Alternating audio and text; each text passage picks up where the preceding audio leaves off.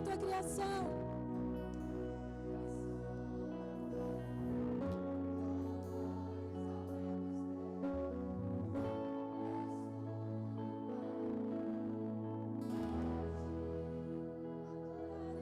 Santo, santo, santo, santo, santo,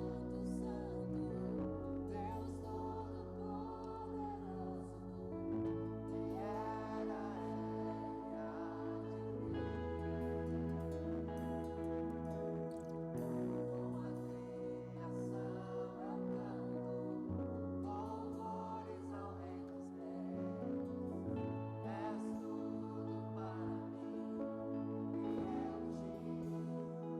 para mim, e eu te aplauda o Senhor Jesus. Louvado é o teu nome, Deus. Toda honra e glória para ti, Jesus. Nós te adoramos, Senhor, na beleza da tua santidade. Te exaltamos no mais alto e sublime trono. E nesse momento queremos aprender mais a respeito de ti. Queremos ouvir a tua voz, a nos ensinar, a nos transformar, a moldar as nossas vidas, a mudar as nossas vidas. Fala conosco, ajuda-nos a seguir o teu caminho, e que tudo seja para louvor e glória somente do teu nome. Fala conosco através do teu servo, e que teu nome seja bendito em todo o tempo. Amém e amém.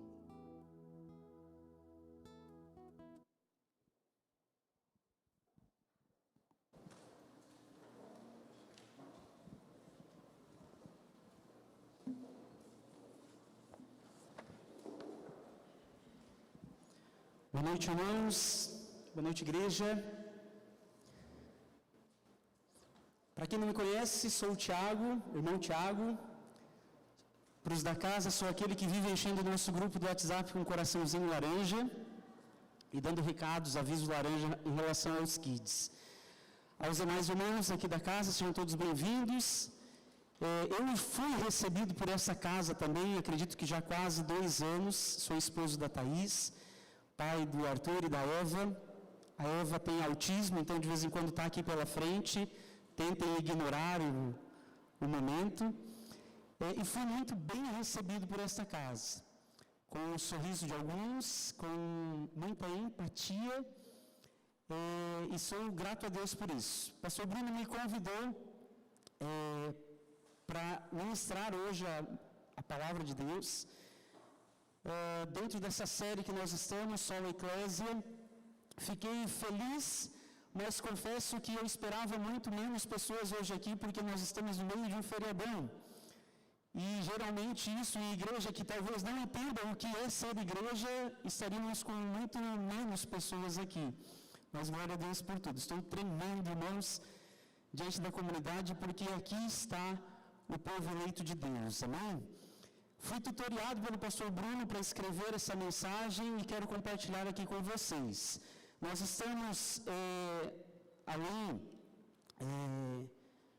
sendo direcionados, vamos dizer assim, pelos temas deste livro. Sugiro a leitura dos irmãos para entender ainda mais, se aprofundar ainda mais sobre o que está sendo falado aqui diante da nossa igreja. Igreja é essencial. E o texto base que me foi passado está em Hebreus, no capítulo 10, do verso 19 ao 25. E nós vamos então mergulhar nesse texto juntos. Existe um ditado popular, meus irmãos, que diz que a esperança é a última que morre. Tem gente que pensa que isso até versículo bíblico é. E tem gente vivendo desesperado em relação ao futuro, porque talvez a sua esperança já não existe, ou estão no limite das suas forças, justamente porque sempre lutaram sozinhos, confiando na sua inteligência, na sua sagacidade, enfim, confiando no seu braço,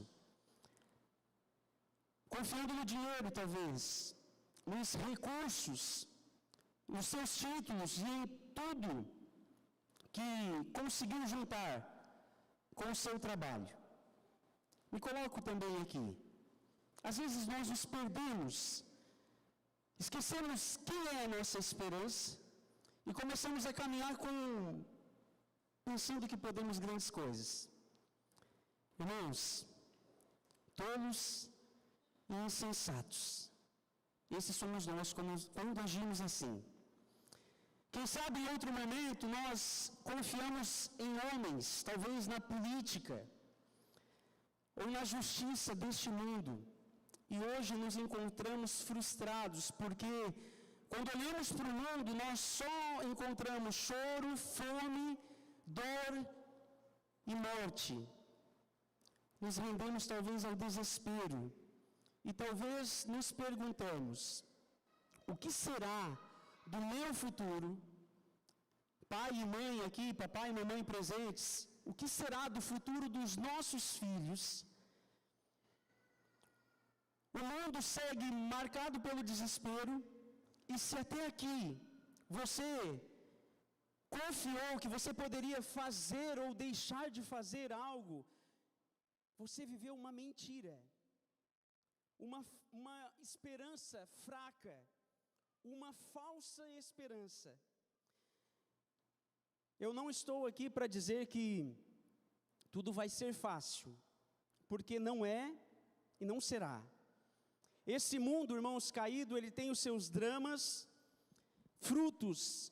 Quando te perguntam por que Deus deixa isso ou aquilo, frutos da nossa desobediência perante ao Criador do Universo. Mas eu estou aqui para te falar que a nossa verdadeira esperança, ela não é um sentimento, não é um pensamento positivo dentro da sua cabeça. A nossa esperança dessa igreja que entendeu o que é igreja e que está aqui para cultuar a Deus, é uma pessoa, a saber, Jesus Cristo. Essa é a nossa esperança. O apóstolo Paulo diz em 1 Coríntios capítulo 15, verso 19, se é somente para essa vida que temos esperança em Cristo, dentre todos os homens somos os mais dignos de compaixão. Se a tua esperança está aqui, nessa terra, dentre todos os homens, nós somos os mais dignos de compaixão. Nossa esperança, irmãos, não está neste mundo. Nossa esperança está, ou tem que estar, em Deus. Nossa esperança é Jesus Cristo de Nazaré. E se a sua esperança está neste mundo, você pode se considerar o mais infeliz dos homens. Mas se temos uma viva esperança, temos a certeza da vida eterna. E por mais dramática que talvez seja a tua situação hoje, eu não sei o que você está passando, por mais dramática que seja, eu te convido a não limitar aquilo que Deus pode fazer na tua vida. Não limite a tua esperança. Em Cristo nós temos uma âncora firme no meio das tempestades, e um dia nós chegaremos no nosso destino. E algo que talvez não te contaram, irmãos, é que nós podemos viver isso em comunidade, de participar dos planos do Criador, desfrutar dos privilégios, e são muitos quando nós entendemos quem nós somos nele, mesmo neste mundo caído. Eu te convido então a mergulhar num pequeno trecho da carta aos Hebreus, no capítulo 10, no verso 19, por favor, para entendermos a importância de congregarmos e não viver essa viva esperança em comunidade. O texto diz o seguinte: portanto, irmãos, temos plena confiança para entrar no lugar santíssimo pelo sangue de Jesus, por um novo e vivo caminho que Ele nos abriu por meio do véu, isto é, do seu corpo. Temos, pois, um grande sacerdote sobre a casa de Deus. Assim, aproximemo-nos de Deus com um coração sincero e com plena convicção de fé, tendo os corações aspergidos para nos purificar de uma consciência culpada e os nossos corpos lavados com água pura. Apeguemo-nos com firmeza à esperança que professamos, pois aquele que prometeu é fiel. E consideremos uns aos outros para nos incentivarmos ao amor e às boas obras. Irmãos, te convido a inclinar a sua cabeça por um momento, ore por mim, ore para que Deus fale conosco nesta noite. Deus, eis-nos aqui, Senhor, como filhos, eis-nos aqui, Senhor, como aprendizes da Tua santa palavra. A Tua palavra será, Senhor, exposta neste lugar, e nós te pedimos, Pai, ilumina a nossa mente, o nosso coração, para que nós possamos te honrar com aquilo que aprendemos, e possamos, Senhor Jesus, praticar a Tua santa palavra, não só falar, mas viver aquilo que temos ouvido aqui de Ti. Ensina-nos, Deus, nesta noite, é o que nós te pedimos, usa-me na Tua presença, em nome de Jesus. Meus irmãos, nós ouvimos na semana passada, pastor Bruno falando, sobre o que não é ser igreja, e a necessidade de um novo nascimento. Vimos que a primeira característica de uma igreja é ser um grupo de cristãos. Mas, em contrapartida, nós entendemos que conhecer a Bíblia de trás para frente não te faz um cristão. Crer em Jesus por causa dos sinais também não nos faz verdadeiros cristãos. Conduta moral adequada também não é suficiente. Nós ouvimos ele falando sobre a necessidade de nascer de novo.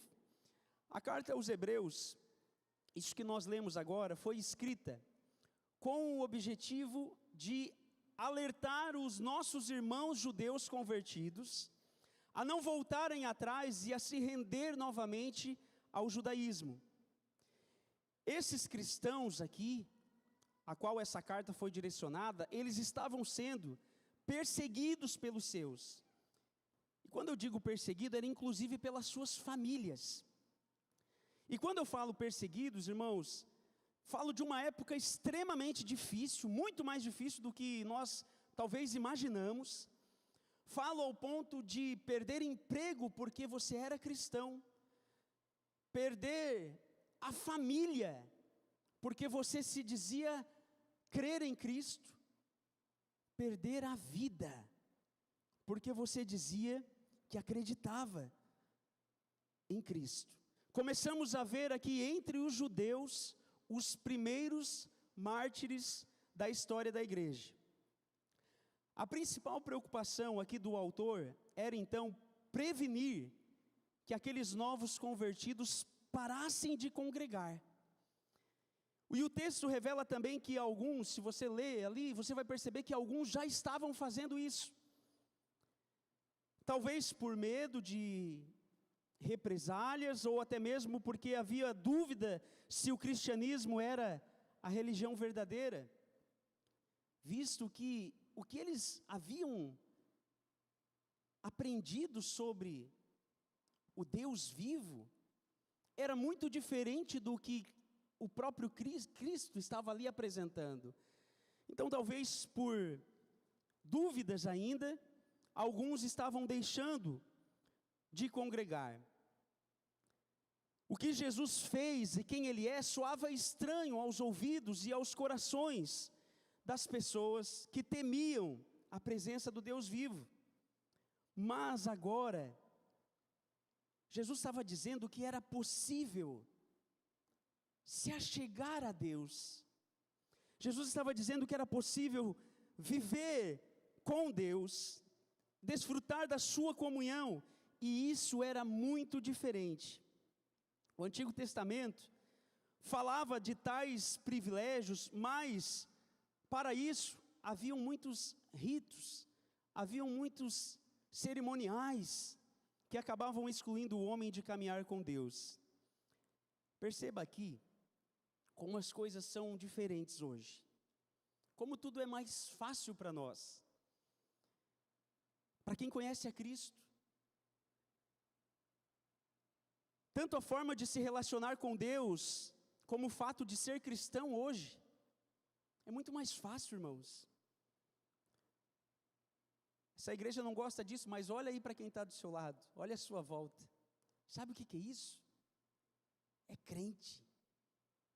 É um monte de crente reunido.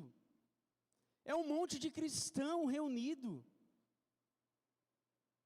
Isso que nós vivemos é um privilégio.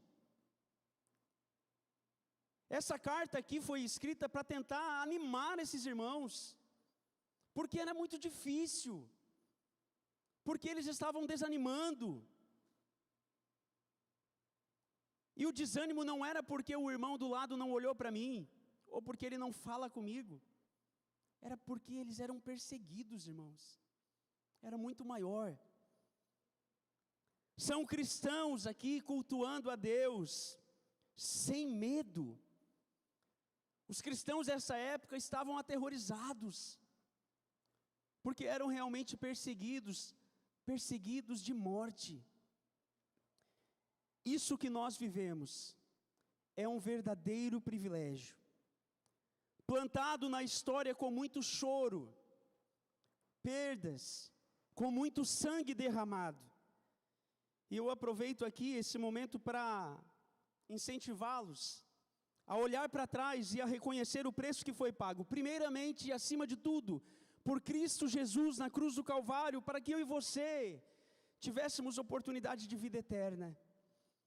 E por todos esses preciosos servos e servas de Deus, que não desistiram, que não abriram mão de levar essa mensagem, mesmo a preço de sangue, com dor.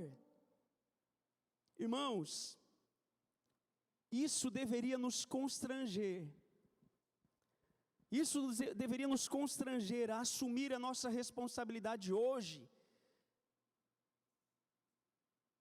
de ser guardiões e pregadores das boas novas às gerações futuras, até que Jesus volte.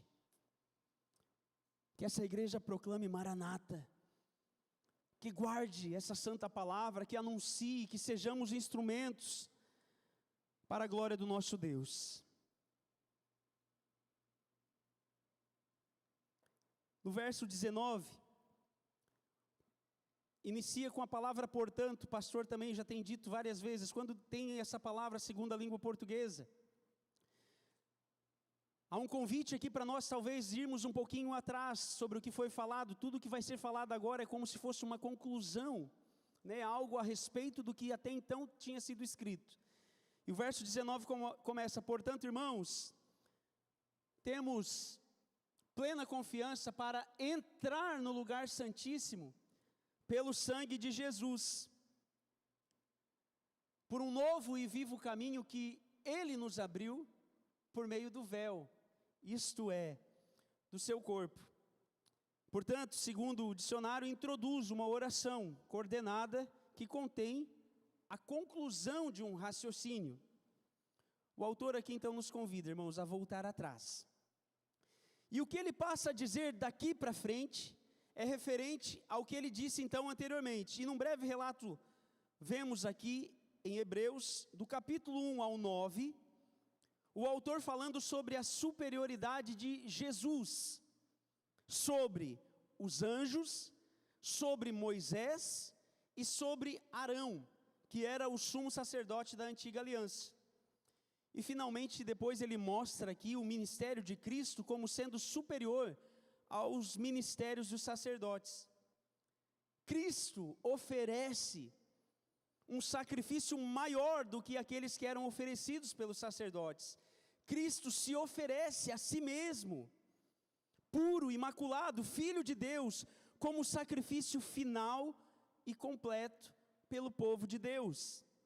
E é com base nisso que o autor então exorta os seus leitores a ficarem firmes e a continuar a se reunir como igreja, como povo de Deus. Se nós voltamos ainda um pouco para o Antigo Testamento, para buscar entender os conflitos que haviam nos corações e na cabeça do povo, dos nossos irmãos judeus, nós chegamos diante da figura dos sacerdotes. Ramon, pode colocar o vídeo aqui para mim, por favor. Irmãos, havia um homem, consegue colocar? Aqui a gente vai ver a ilustração do tabernáculo. E a esses que essa carta foi direcionada, o que eles haviam aprendido, e abro aqui um parênteses, tudo o que foi, todo esse cerimonialismo foi ditado por Deus, mas para apontar a Cristo centenas de anos depois. Então o que o povo vivia era exatamente isso. Havia uma tenda maior, uma tenda menor, e havia o Santo dos Santos, um lugar onde somente o sumo sacerdote poderia entrar. Dentro do Santo dos Santos, havia a Arca da Aliança, com as tábuas da lei, com um pouco do maná dos céus, e a vara de Arão, em tempos antigos, que havia acendido, representando a presença de Deus. O sumo sacerdote entrava até aquele lugar, era até ali, irmãos. Nessa parte de baixo, tá? O tabernáculo. O sumo sacerdote entrava neste lugar uma vez por ano, levando o sangue de um cordeiro, lá sobre a arca havia 2 querubins, com as asas assim encostando, propiciatório era o nome dessa tampa, e era derramado o sangue do cordeiro ali, como símbolo para que os pecados da nação fossem perdoados. Há relatos na história judaica, que esse homem, nesse dia da expiação, eram colocados sininhos na roupa dele, e amarrado uma corda no pé, porque caso ele fosse fulminado pela presença do Deus vivo, ninguém poderia entrar lá para retirar o corpo. Então essa corda servia para puxar esse corpo para fora. Esse era o Deus que eles conheciam. E de repente, o autor da carta aos Hebreus diz assim, entrem pelo sangue de Jesus. Você consegue entender o grande conflito que há aqui?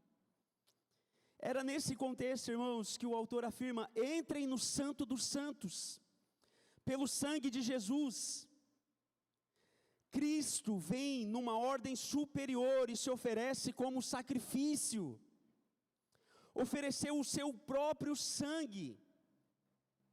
Ele vem e cumpre todo o simbolismo do Antigo Testamento. E quando Cristo morre na cruz, o véu se rasga de cima para baixo. Deus dizendo: venham, se acheguem através do sangue de Cristo. Cristo pagou um preço. E esse convite é coletivo, é para a igreja. Acheguemo-nos. Irmãos, o próprio Deus rasgou o véu. Agora vocês, é como se Ele estivesse dizendo: agora vocês podem se achegar a mim. Jesus fez um caminho de volta para Deus. Cristo pagou um preço para que nós pudéssemos entrar, aleluia. E esse convite é para todos, é para a sua igreja. Não se trata de um convite individual, é algo coletivo. Embora, talvez você possa dizer, né, embora nas nossas casas, sim, em todos os momentos, nós entendemos que hoje nós vivemos na presença de Deus, mas aqui há um convite para a assembleia, para a igreja. A igreja poderia entrar confiante no Santo dos Santos, a igreja poderia cultuar a Deus com ousadia, sem medo de morrer. Irmãos, quando você receber um convite para fazer algo, para a obra de Deus, diga sim a esse chamado. Não pelo que você é, porque nunca vai ser pelo que nós somos. Eu não aceitei o convite de trazer essa mensagem pelo que faço ou sou, nunca. Mas pelo que Cristo fez por nós. Que isso te deixe um homem destemido, uma mulher destemida na presença de Deus, nesta obra. porque a mensagem é perfeita. Aleluia. Meus irmãos, a igreja pode entrar confiante no Santo dos Santos, não por nossos méritos, mas pelo sangue de Jesus Cristo. Terríveis pecadores nós somos, mas agora com acesso livre à presença de Deus. Nós que somos irmãos em Cristo, aqui reunidos, a sua igreja, temos liberdade, ousadia e confiança para entrar no Santo dos Santos. Diante da própria presença de Deus, a santidade de Deus não mais nos exclui da sua presença. Isso é maravilhoso. Podemos entrar, irmãos, porque toda a penalidade que merecíamos foi carregada por Cristo na cruz, quando Ele padeceu e morreu por nós. Isso é um privilégio. Isso é um privilégio. Você pode entrar. Irmãos, e como negligenciar tal privilégio? Como virar as costas para isso? Eu te pergunto, você tem aproveitado a oportunidade de estar diariamente diante de Deus? Você pode. Perceba que quando nós não fazemos, quando nós não confiamos, nós ofendemos Cristo. O futuro te desespera. Irmãos, o nosso futuro é Cristo. O desespero ofende a Cristo. Cristo morreu por nós, aleluia, nos dando livre acesso a Deus. Você tem aproveitado esse privilégio de diariamente estar diante do Criador do Universo e com a comunidade. Semanalmente, nós temos aproveitado esse privilégio porque eles não tinham, eram escondidos. Quando tinham um campo livre, talvez os cristãos se reuniam. A igreja vai para as catatumbas, irmãos, se escondendo. Com esse privilégio que nós temos aproveitado isso semanalmente, nos nossos pequenos grupos. É um privilégio, pago pelo sangue de Cristo. Não deixe, irmãos, esse privilégio passar. Vivamos isso. No verso 22, assim, perceba que o autor fala no plural, por isso que eu digo que é um convite à igreja. Aproximemo-nos de Deus com um coração sincero e com plena convicção de fé, tendo os corações aspergidos para nos purificar de uma consciência culpada e os nossos corpos lavados com água pura. O caminho está aberto. Sendo assim, existe um convite aqui: aproximem-se. É nosso dever se achegar a Deus, sem hesitar, constantes e com intimidade. Não há nada, irmãos, nada que nos exclua, pois o sangue de Cristo já tratou de tudo que poderia me acusar, te acusar ou te retirar da presença de Deus. Não existe desculpa, não existe pecado suficiente que seja maior para desfazer aquilo que Cristo fez por mim e por você na cruz do Calvário. Aproxime-se. Aproxime-se. O autor de Hebreus estava pontuando aqui todos os possíveis questionamentos daquele povo e dizendo: olhem para o único grande sacerdote, Jesus Cristo. Somos exortados então a ir até Deus, confiantes pelo que Cristo fez por nós, com um coração sincero e em plena certeza de fé. A dúvida aqui, eu digo mais uma vez, irmãos, ofende a Deus. A fé, caminhe por fé, a fé o honra, que os nossos atos honrem a Deus. A palavra sincero aqui descreve o coração de uma pessoa que é honesta, genuína, comprometida, confiável, sem engano. Ao contrário disso, estaremos longe de Deus, ofendendo ao Pai. Mas, no entanto, não devemos pensar que nós somos merecedores de estar na presença de Deus, porque somos pessoas boas. Lê do engano, irmãos.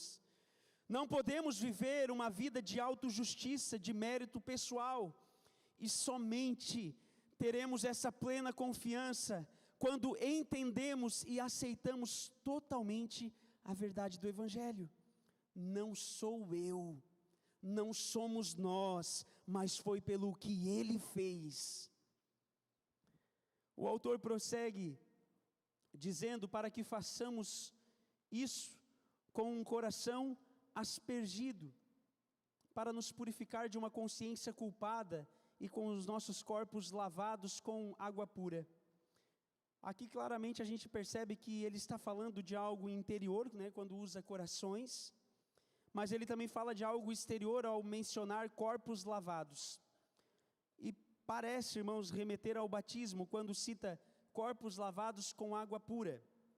Haviam vários rituais de purificação no Antigo Testamento, que se usava água, muitas vezes água e cinzas. E provavelmente o autor aqui está mencionando o batismo que vem representar toda essa parte cerimonial do Antigo Testamento. Somos chamados a nos aproximarmos de Deus com o corpo e a alma, então, purificados do pecado. Mas somente o sangue de Cristo é que tem poder para isso. Somente o sangue de Cristo tem poder para libertar o homem do pecado. Somente o sangue de Cristo é que removeu o que nos impedia de ir até Deus. O crente, irmãos, que entende que foi Cristo que removeu tudo, agora deve avançar. Avançar em direção à presença de Deus, com ousadia, sem medo, sem culpa. Eu te pergunto, você entendeu o Evangelho? Responda a si mesmo, repito, você entendeu o Evangelho? Então avance. Caso contrário, irmãos, se você persiste em ficar parado, eu temo a dizer que talvez você ainda não entendeu o Evangelho. O batismo aqui não era algo desconhecido dos judeus. A lei de Moisés estipulava que o sacerdote, no dia ali da expiação, deveria banhar-se antes de colocar as vestes sacerdotais. Essa água simbolicamente purifica o crente do pecado. Lá em Efésios, no capítulo 5, verso 25, a palavra de Deus diz assim: assim como Cristo amou a igreja e entregou-se a si mesmo por ela para santificá-la, tendo-a purificado pelo lavar da água, mediante a palavra. O autor faz um convite à igreja a se aproximar. E, repito, é um convite coletivo. E há uma grande importância nisso. A união da igreja, o congregar, nos molda como indivíduos e nos molda coletivamente em uma cultura. A unidade da igreja nos molda como cidadãos dos céus. Nós temos na nossa missão o viver. Congregar faz parte disso. Estar aqui, nos relacionando, permite com que Deus vá trabalhando no nosso coração, no nosso caráter, nos moldando verdadeiramente. E assim, irmãos, somente assim nós vamos impactar o mundo. Servirmos no mundo, oferecendo um testemunho vivo do que é o reino. Somente aqui na igreja você vai entender o que é o reino. O próprio Deus demonstra em sua palavra que desejava se reunir com o seu povo. Segundo os autores aqui, Colin Hansen e Jonathan Lehman, talvez a prova mais clara disso seja a própria encarnação do Filho. O Filho de Deus assumindo um corpo. Aquele que estava com Deus e que era Deus, se revestiu de carne, para que pudesse estar conosco. E Ele prometeu que edificaria a sua igreja, uma palavra que traduzida literalmente significa assembleia, todos aqui. Chegamos como igreja na presença de Deus para adorá-lo e queremos chegar perto, que nós possamos dizer isso juntos. O temor se foi, e quando entendemos quem somos nele, lutamos juntos. Quando um grupo de pessoas se reúne para protestar, para pedir algo, irmãos, o mundo, você já parou para pensar nisso? O mundo para e os olhos ficam fitos neles.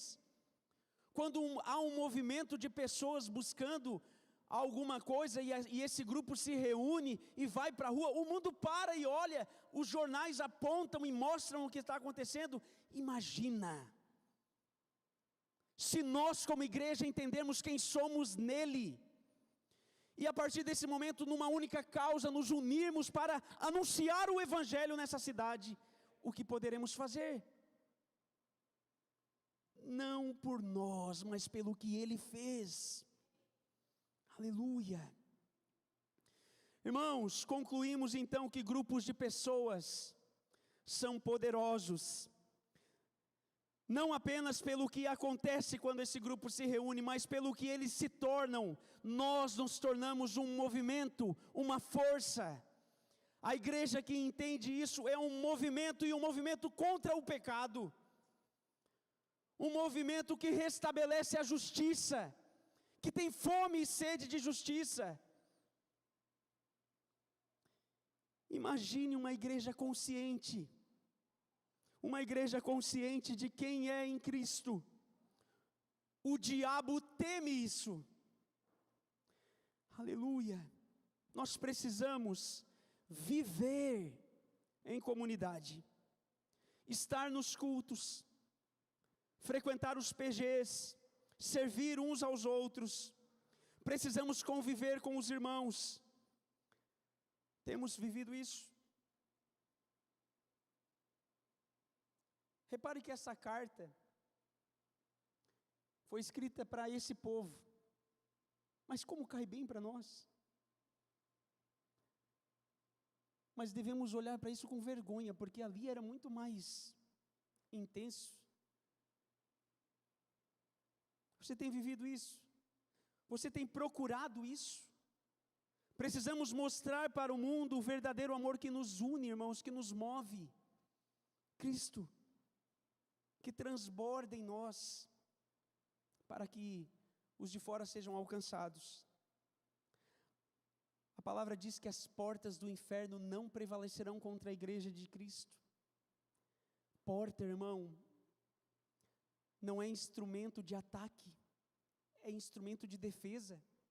Ou seja, quando a igreja avança, as portas do inferno não resistem. Quando uma igreja entende quem ela é em Cristo, que a igreja avance, que a igreja de Cristo avance sobre Criciúma, que esta igreja avance sobre Criciúma, sobre a Içara nos nossos planos agora, sobre Santa Catarina, sobre o Brasil, sobre o mundo, para a glória do nosso Deus. No verso 23, por gentileza. Apeguemo-nos, olha o plural de novo, irmãos, com firmeza a esperança que professamos, pois aquele que prometeu é fiel. Havia aqui uma confissão deste povo, provavelmente. O autor não demonstra que sabe qual era o conteúdo inteiro dessa confissão, mas a centralidade dessa confissão, ele aponta para nós que é a esperança em Cristo. Aproximem-se, guardem firme a esperança. Como igreja, confiamos que Cristo cumprirá todas as promessas que fez. Você confia nisso? Somos orientados aqui a afirmar essa esperança, declarando que Deus é fiel para cumprir. Esses dias, enquanto preparava essa mensagem lá no nosso escritório, eu tive a oportunidade de ler Hebreus capítulo 6, 17. algo curioso aqui no texto, que diz assim, ó, querendo mostrar de forma bem clara a natureza imutável do seu propósito para com os herdeiros da promessa, Deus confirmou com juramento. Ele não pode voltar atrás em sua palavra. Ele cumprirá as suas promessas. Nós temos confessado isso, essa viva esperança. Isso tem nos movido diante da depressão, do caos que o mundo tem vivido. Nós temos confiado, irmãos, e dizendo: Cristo é a minha esperança, não importa o que está acontecendo. A nossa vitória é Cristo Jesus, o nosso futuro é Cristo Jesus. O autor continua falando aqui no plural, irmãos, e a promessa se cumpre na unidade da igreja. Reunir-se regularmente é necessário para que uma igreja seja uma igreja. Assim como um time de futebol, para ser um time, tem que estar se reunindo de vez em quando para jogar. Quando a igreja se reúne, aprendemos uns com os outros, nos encorajamos, nos corrigimos. Como já fui, irmãos, lapidado aqui nessa igreja, com palavras, com o apoio. Isso é um privilégio que nós temos. Amamos uns aos outros, coisas espirituais acontecem quando os cristãos ficam lado a lado, quando nós unimos as nossas vozes aqui a cantar, quando nós ouvimos o mesmo sermão, quando nós partilhamos do mesmo pão. Perceba, irmãos, você não está sozinho nessa caminhada. Imagine o que nós podemos fazer juntos, que o reino avance. Eu te convido a sair do comodismo. O ponto principal aqui é que reunir-se regularmente é necessário para que uma igreja seja uma igreja, assim como um time que se reúne para jogar. Assim é nós, irmãos, o culto é como se fosse o nosso treinamento. Isso aqui nunca foi um espetáculo, nunca foi. Isso aqui é treinamento. Aqui nós nos reunimos para ouvir e para lá fora jogar. Se você pensa que, se você vem aqui para ver alguma coisa, irmãos, nós vamos aqui para ser capacitados, para ser treinados, para ser discipulado, para aprender através da palavra de Deus e para servir no mundo. Não é que ir à igreja no domingo, irmãos, faz de você um cristão. A questão é que frequentar a igreja é o que um cristão faz. Você tem que estar no culto, você tem que viver os pequenos grupos. Não pode ser diferente. E mais uma vez eu pergunto diante da igreja de Cristo: como você tem usufruído disso que nós temos? Desses privilégios? Por indicação do meu irmão Fernando, eu estou lendo o livro dos Mártires. Sugiro a leitura também, irmãos. Há relatos muito tristes sobre a perspectiva humana, mas gloriosos quando são vistos sobre a ótica espiritual. Mas com certeza na história, ali só tem os casos daqueles que, sabe, aquele crente raiz, mas teve os Nutella, né, irmãos? Com certeza. Teve vários que abriram mão desses privilégios que temos. Quando o pastor Bruno de vez em quando faz aquele teste conosco de tentar imaginar qual seria a nossa resposta se um grupo de terroristas invadisse a nossa casa, mas eles nos dessem a oportunidade de negar a sua fé em Cristo, para que você tivesse a sua vida salva. Lê do engano, irmãos. Se você tem titubeado entre essas duas possibilidades, eu te alerto, ore mais, porque a igreja de Cristo não tem nenhuma segunda chance, não tem uma segunda uma outra opção, não, é Cristo, Cristo e somente Cristo, até a morte. Que professamos, irmãos, que a nossa esperança é Jesus. No verso 24, e consideremo-nos uns aos outros, para nos incentivarmos ao amor e às boas obras. Existe mais uma vez um pedido aqui. Considerem como podemos estimular uns aos outros ao amor e às boas obras. Coloque a sua mente para buscar uma forma de como nós podemos provocar o aumento das expressões de amor aqui na nossa comunidade, de obras nobres. Jesus, ele resumiu a lei quando ele disse: ame o teu próximo como a ti mesmo, lá em Tiago, no capítulo 2. Irmãos, como pode ainda pessoas viverem isoladas dentro da igreja, se o mandamento é esse? Ame o teu próximo como a ti mesmo. Cuidado, irmãos, para que a gente não abrevie o mandamento que o Senhor nos deu para ame a si mesmo. O individualismo. Cuidado. Tudo o que fazemos para o bem do nosso irmão honra a Deus Pai. E com isso, você pode perceber que ao cumprir a segunda parte do mandamento, ame ao próximo como a ti mesmo, na verdade, constitui em guardar e cumprir a primeira parte. Ame ao Senhor teu Deus de todo o teu coração, com a tua alma e com toda a tua mente. Quando você ama ao próximo, você agrada a Deus. Quando você serve ao seu próximo, você agrada a Deus. Precisamos viver, eu bato mais uma vez na tecla, em comunidade. Caso contrário, viveremos os padrões dos colegas de trabalho, dos amigos da escola, ou até mesmo dos personagens das séries do Netflix que nós assistimos. Irmãos, igreja é o lugar de exercitarmos o amor. Sim, nós teremos aqui pessoas diferentes,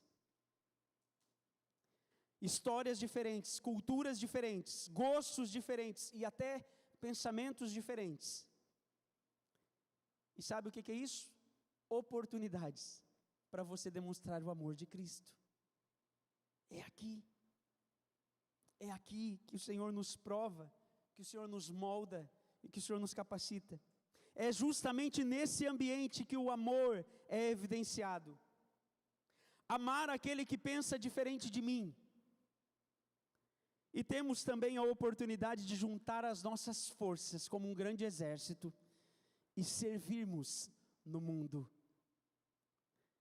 Ações de misericórdia, sempre associadas à pregação do Evangelho, que maravilhoso isso, fugindo apenas do assistencialismo, dando oportunidade de algo eterno, ao invés de algo momentâneo.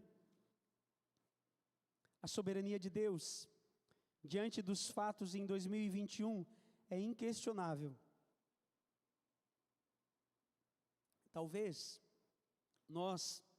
quem está me assistindo no YouTube, talvez nós tenhamos presenciado o maior avanço do Evangelho talvez eu diga em toda a história da humanidade, irmãos. Mesmo naquela época lá em que as estradas de Roma foram ampliadas, talvez em 2021 nós tenhamos vivido o maior avanço da expansão do Evangelho, porque quem era mais ou menos nisso aqui, ficou muito bom. E quem não era, não tinha nada, teve que ter. Perceba que houve ali a soberania de Deus em tudo. Deus controlando tudo, absurdamente. É inquestionável. Mas eu pergunto, quem está me assistindo aí do outro lado, você consegue realmente cultuar a Deus pelo YouTube? Talvez tenha sido a maior expansão do Evangelho no sentido de evangelismo. Mas quando nós falamos de igreja, de discipulado, não funciona, irmãos. Quantas vezes vocês que estão me assistindo pelo YouTube olharam no celular? Tomara que ninguém tenha olhado no celular aqui, né, irmãos? Mas quantos que estão assistindo pelo YouTube olham no celular? Quando vi alguns cultos da nossa igreja, não é a mesma coisa. Talvez alguns estão lavando a louça e assistindo o culto. Não é a mesma coisa. Consegue perceber a importância de congregar? Nunca vai ser a mesma coisa. Irmãos, louvado seja Deus porque temos essas ferramentas pelo nosso setor aqui de comunicação, pelo nosso ministério, para anunciar os evangelhos. E aproveito aqui, estamos em tantos e temos tão poucos inscritos lá no nosso canal no YouTube. É uma baita ferramenta para que o evangelho avance. Não para discipular ninguém, mas para o evangelho ir aí pelos 4 cantos. Vai lá, irmão, se inscreve no canal da Viva. Louvado seja Deus por essas ferramentas. Mas louve ainda mais porque a vida cristã é muito mais do que simplesmente passar informação via internet. Muito mais. Muito mais. Aos que nos acompanham pelo YouTube e que talvez não congregam em lugar nenhum, mudem de vida, meus irmãos. É necessário congregar. Existe um ídolo poderoso nos nossos dias chamado comodismo. E esse cara, ele luta constantemente contra a comunhão. E sabemos que não é fácil sair do comodismo. Mas, a partir desse momento que você identificou esse ídolo, substitua-o pela comunhão entre os irmãos, pelo servir. Na reunião aqui, nós estimulamos uns aos outros ao amor e às boas obras, como o texto nos sugere. Nós encorajamos uns aos outros. Deus nos fez criaturas físicas, relacionais. Já o mundo prega o individualismo. E diante disso não é surpresa que a popularidade da igreja virtual esteja crescendo. Quantos aqui talvez conhecem pessoas que não vão mais à igreja e estão só acompanhando mensagem pelo YouTube? É algo conveniente e honestamente, irmãos, permite que nós venhamos a evitar relacionamentos complicados. Porém, oferecer ou encorajar a igreja virtual, mesmo com boas intenções, fere o discipulado cristão. Que essa ferramenta seja utilizada apenas para evangelismo, jamais incentivado para que você, irmãos, com a liberdade que temos, com o espaço que temos, ficar em casa para ver pelo YouTube. Não perca esse privilégio que nós temos. Verso 24. E consideremos uns aos outros para nos incentivarmos ao amor e às boas obras. Considerar significa perceber, perceba o teu irmão, leva em conta a dor do teu irmão, com o objetivo de estimular e animar o amor e a prática das boas obras.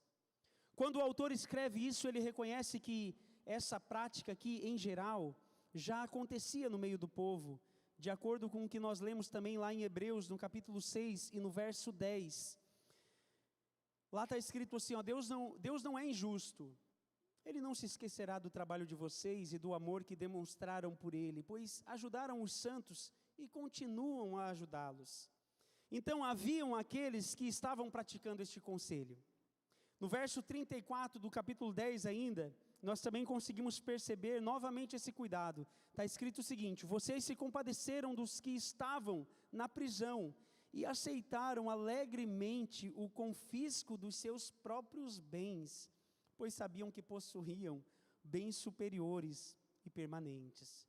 As pessoas aceitavam com alegria a perda dos bens, porque tinham consciência do que era a esperança delas, do que era o futuro delas.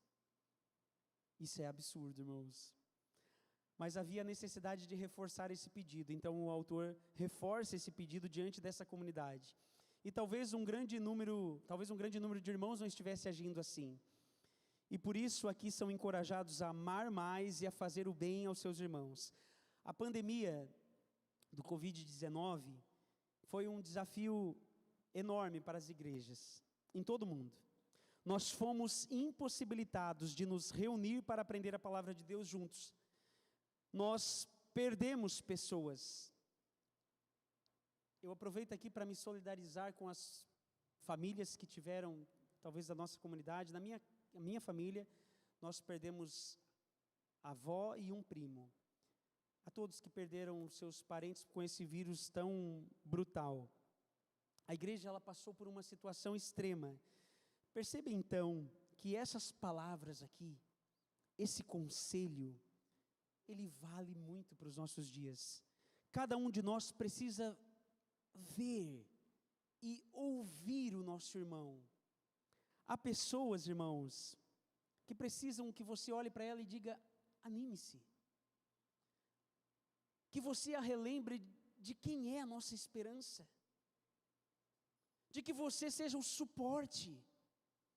De que você diga: olha, eu sei que foi difícil, eu sei que é difícil, mas Cristo pagou um preço por todos nós. Anime-se.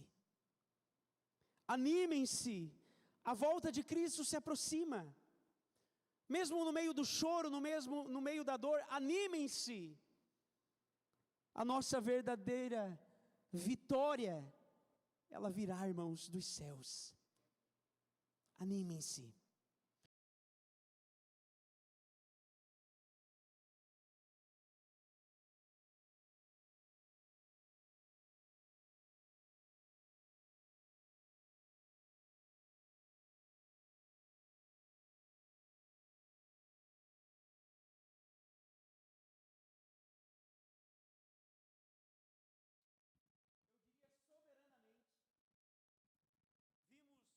O Senhor formando uma grande família. Como eu falo alto, né, irmãos? Vimos Deus formando uma grande família. E Ele continua a mandar os seus. E hoje Ele nos chama para estimular o amor e as boas obras. Para cuidar do próximo. Para saber que é meu dever orar pela pequena Elisa, que a gente viu naquele vídeo lutando para encher o seu pulmão de ar. É meu dever, é teu dever, porque a Elisa faz parte desta comunidade, desta família. E glória a Deus pelo milagre que aconteceu naquela casa.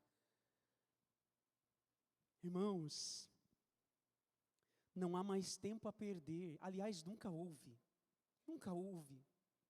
É hora de despertar a consciência um dos outros, a graus cada vez maiores de compromisso cristão, e nós temos que buscar maneiras de fazer isso. Como você tem buscado isso? Verso 25, eu prossigo para o final dessa mensagem.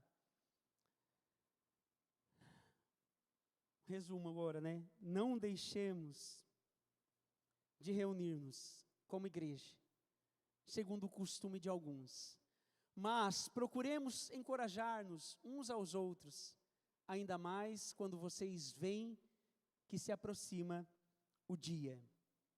Congregar significa reunirmos como igreja, juntamente com os irmãos, e isso era a prática cristã dos primeiros séculos. Eles não perdiam a oportunidade de fazer isso, irmãos. Congregavam nas casas, nos campos. Em Atos a gente percebe uma igreja se reunindo à beira-mar, onde havia espaço físico, lá congregavam. O cristianismo era considerado uma prática ilegal. Então não havia esse privilégio que nós temos hoje aqui, de usufruir de uma igreja, de locar um espaço maravilhoso como esse. Os pagãos tinham esse privilégio, mas os cristãos não. Eu não me canso de dizer que aquilo ali que nós temos nos kids é um privilégio absurdo. A estrutura que nós temos,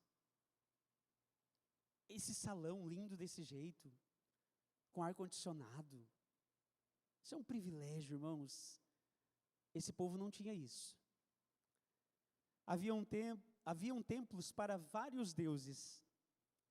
mas cristão não poderia. E diante disso, onde havia oportunidade, lá estavam os cristãos reunidos.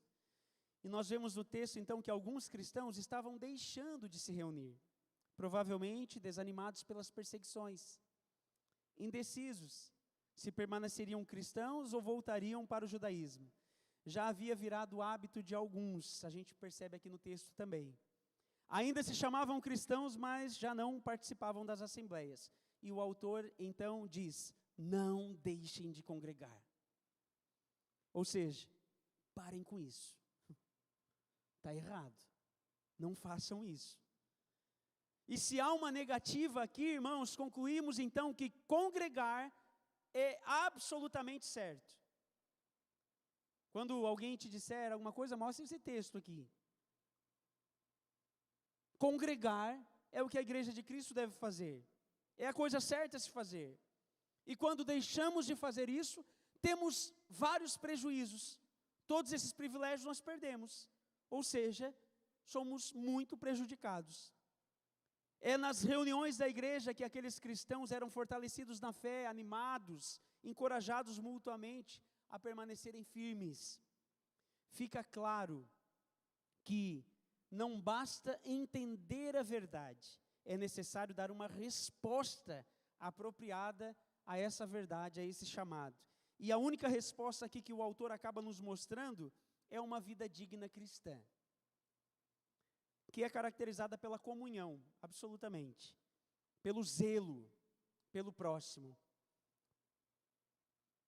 a busca pelo bem do próximo e uma grande expectativa pela volta de Jesus Cristo. Como seguir, irmãos, esses conselhos todos, se nós estivermos afastados da igreja, se nós não estivermos congregando? Como? Não tem como. Ou talvez presentes aqui, mas acomodados, inertes, parados. Uma fé, irmãos, que fraqueja, não é um sinal saudável.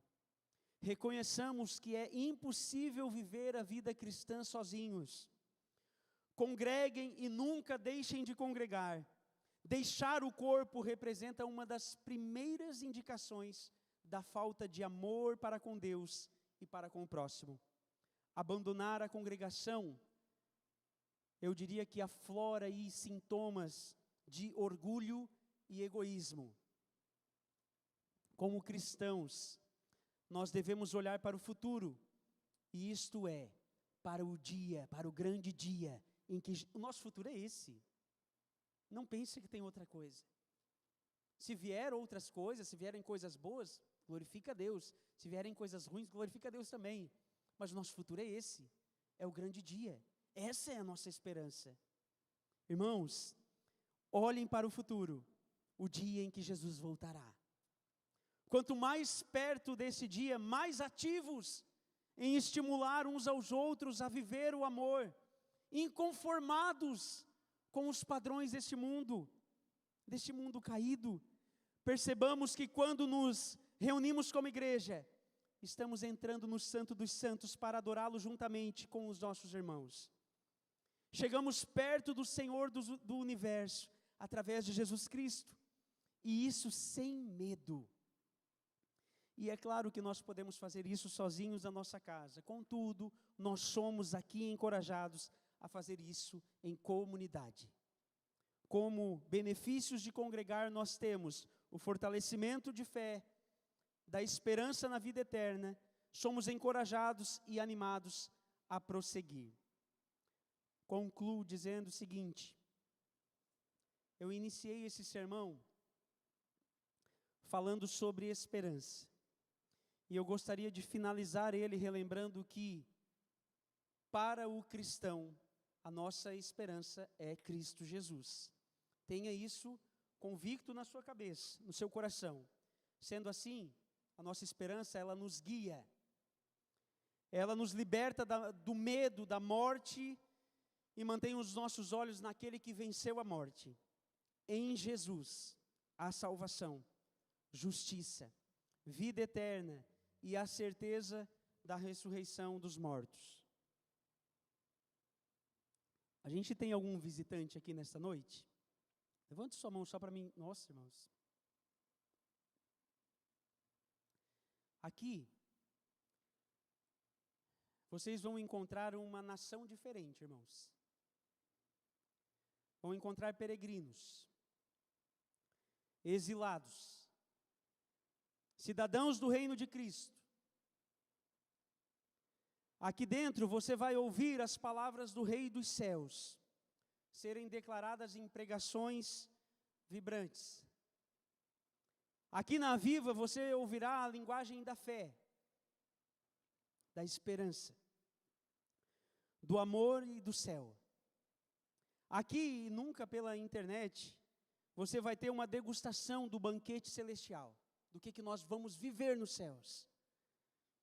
Aqui também, meus irmãos, visitantes, vocês terão a oportunidade de cumprir as suas responsabilidades como cidadãos deste reino, levando essa mensagem, a mensagem do Evangelho. Experimentará a cultura do céu. Por seguirmos Cristo, esse povo aqui tem fome e tem sede de justiça. Nós somos pacificadores. Nós damos a outra face. Nós caminharemos com vocês a 2ª milha, se necessário, e as nossas roupas, meus irmãos, serão suas, se vocês precisarem. Mas de forma antecipada, eu peço perdão. Infelizmente, nem sempre nós vamos conseguir demonstrar os céus adequadamente. Nós também vamos decepcioná-los. Vamos até pecar contra vocês. No entanto, o nosso desejo aqui é apresentar a você o próprio Cristo, perfeito, justo. E a boa notícia é que pecadores como eu e vocês podemos caminhar juntos nesse empreendimento, se apenas confessarmos os nossos pecados, nos arrependermos e segui-lo. O Senhor uniu essa igreja. Eu acho que você consegue ver isso de uma forma milagrosa. Ele nos alcançou e nos colocou a caminhar juntos. E tem nos guardado, irmãos, tem nos mantido a unidade nesta casa, nessa comunidade. Nós precisamos uns dos outros para fortalecer um maravilhoso vínculo do amor e espalhar o que temos vivido para todos em nossa cidade. Eu te convido para ser um inconformado, não mais um acomodado. Seremos a boca do Senhor em Criciúma. Somos o corpo de Cristo. Ele é o cabeça. E nós, da Viva, andaremos conforme a sua vontade. Amém. Eu trago algumas aplicações. A vida cristã é uma caminhada, é uma jornada. Diante disso, identifique onde você está e qual o próximo passo. Depois, dê esse passo. Não fique parado. Talvez hoje seja o dia, para esses que levantaram as mãos, de entrar nessa caminhada conosco, nesta comunidade, nesta família. Torne-se um discípulo de Jesus, um membro em nossa igreja. Sirva em diferentes ministérios. Antecipando os recados aqui, que acho que é o Gui que vai falar, não sei, no próximo dia 21, nós teremos um curso de novos membros aqui. E é uma grande oportunidade, irmãos, para você saber quem somos nós. Se você já é um membro, participe de um PG. Procure o Diego Dutra, o Dani Venâncio, o Guilherme. Identifique onde tem um PG perto e que se encaixa na sua rotina. E se não se encaixa na sua rotina, mude a sua rotina, porque a sua rotina está errada. E participe de um PG. Isso é ser igreja. Sirva em alguns dos ministérios, de preferência no Nova Geração. Nós existimos, irmãos, para te ajudar a conhecer a Deus, viver em comunidade e servir no mundo. Que o nome do Senhor seja glorificado em nome de Jesus. Amém. Vamos orar? A banda pode subir. Se você quiser ficar em pé, fique.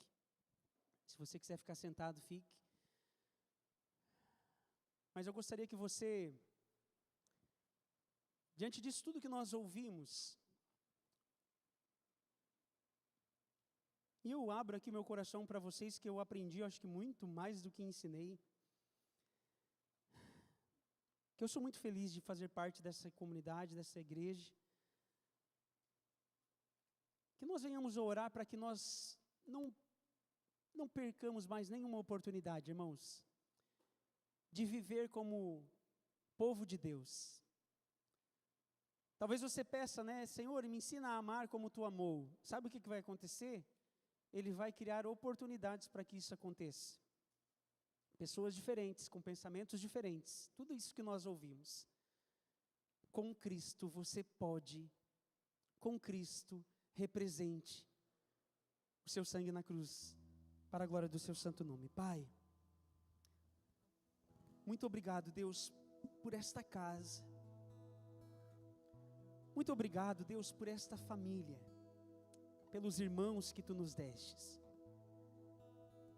Obrigado, Jesus, pelo Teu sangue derramado na cruz, que nos permite tudo isso. Reconhecemos, Deus, que nada temos, que nada somos, e que dependemos única e exclusivamente de Ti. Que as nossas vidas, que os nossos passos venham Te honrar, Deus, que a nossa vida Te exalte. E que esta igreja, unida em uma só voz, venha ganhar Criciúma para Jesus. Estamos aqui, Senhor, para Te servir. Usa-nos, molda-nos conforme o Teu querer e a Tua vontade. Transforma os nossos corações e o nosso caráter. E que o Senhor apareça, Senhor, através dessa comunidade. Em nome de Jesus.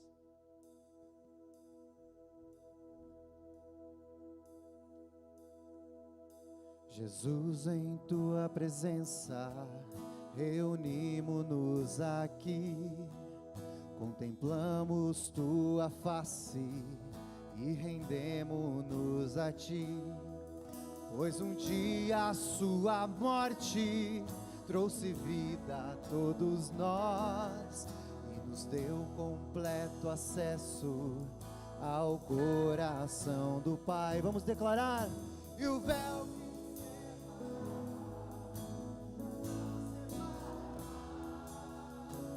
e a luz que outrora apagada agora brilha, e cada dia brilha mais, só pra Te adorar.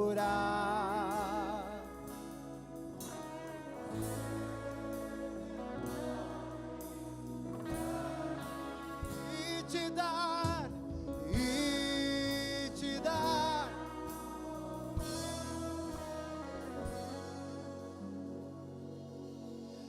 Estamos nós aqui só para Te adorar. Vamos declarar como igreja: só para Te adorar e fazer Teu nome, e Te dar, e Te dar.